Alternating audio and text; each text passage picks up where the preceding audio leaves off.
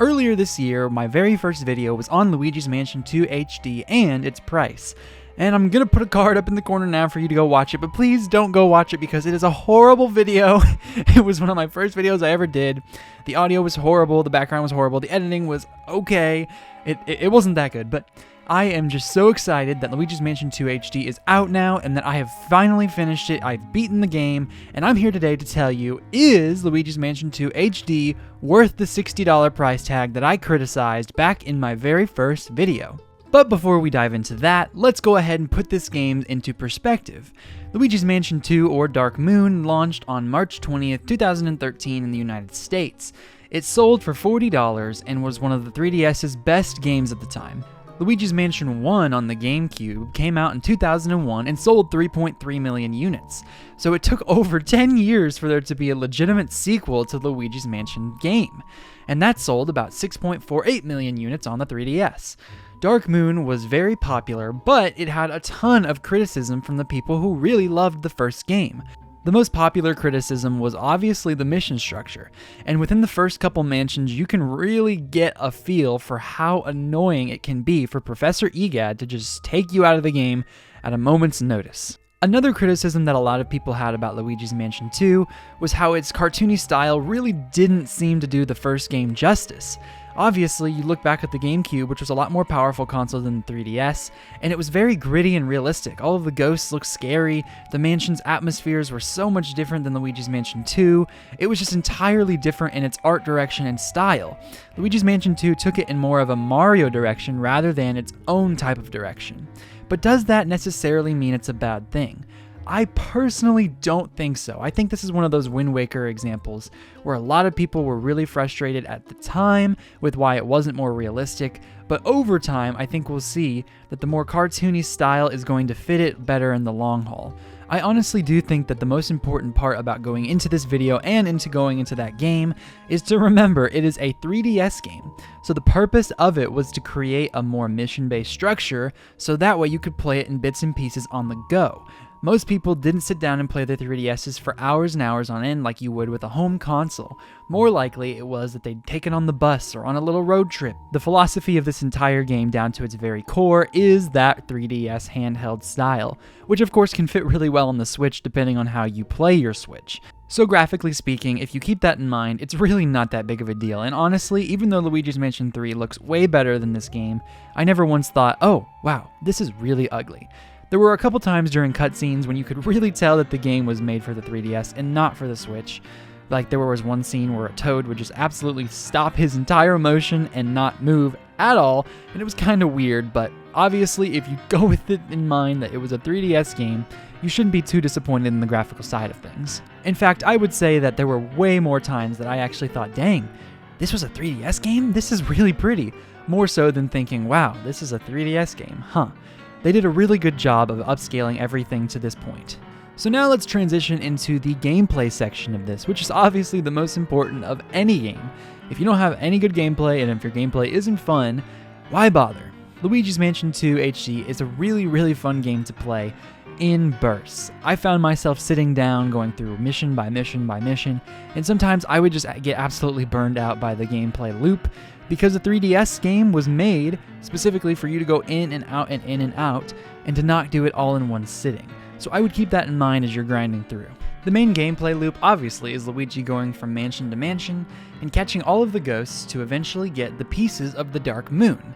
The Dark Moon at the beginning of the game in a cutscene is broken by King Boo, and it makes all of the friendly ghosts in Evershade Valley go insane. Professor Egad then helps you with the poltergeist once more, and you gotta go after all of the ghosts in all of these different mansions and suck up every last one of them. For the vast majority of the game, there will be 3 main types of ghosts that you're going to have to encounter. The first type is the green ghost, and he is pretty easy to catch on its own, but he can also put on different types of helmets and hold different types of shields and swords or different things in the environments that he'll fight you with.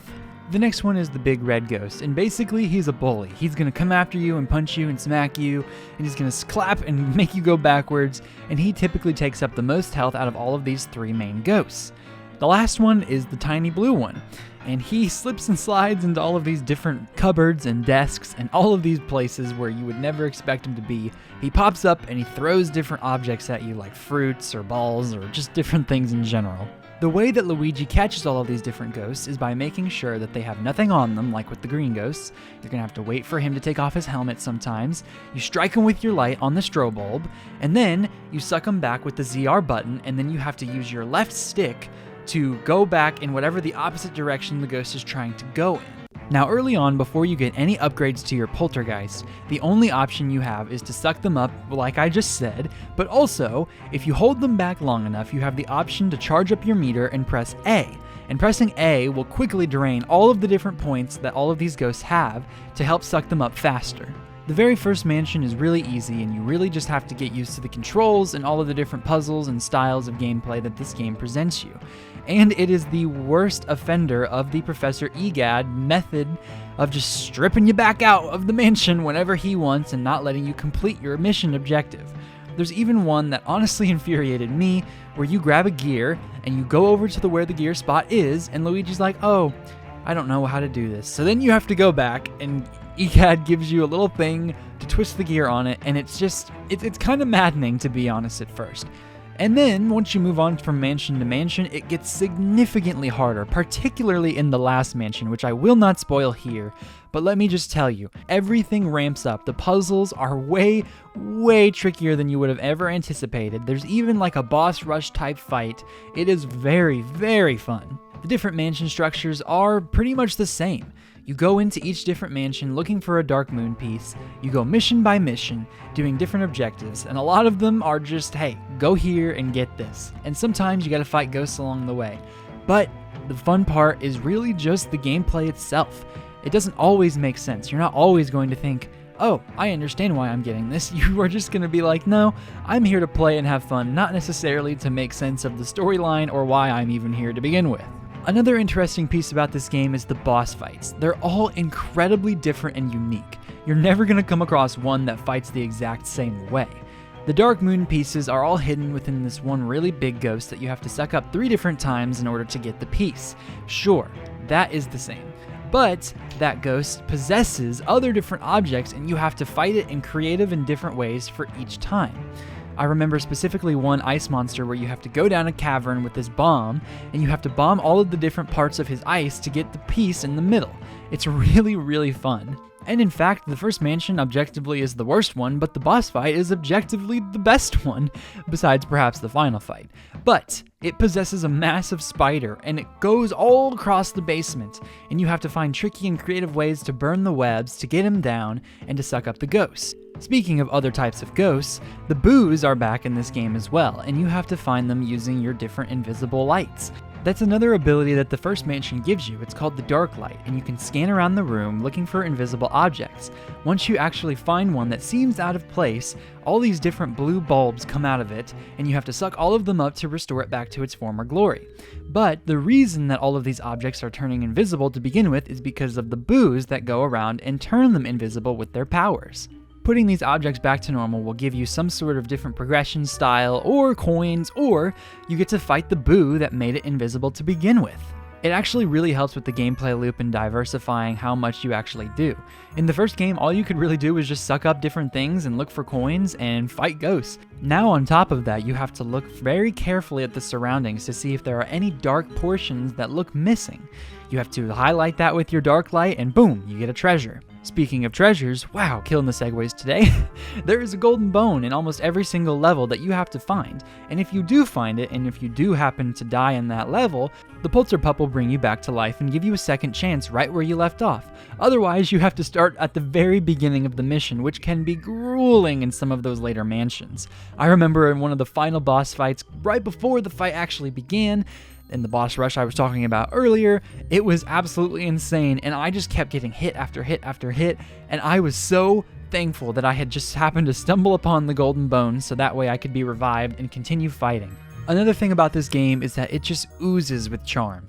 Charles Martinet did such an amazing job performing Luigi in this game, especially at the end when they get Mario back. It's just so cute. There are so many different lines where I was like, oh my gosh, Luigi, you are adorable. It was amazing. The cutscenes really portray how funny he is, how scared he is, and how relieved he is whenever he gets in and out of different places. Professor Egad provides a lot of charm as well, even though he talks way too much.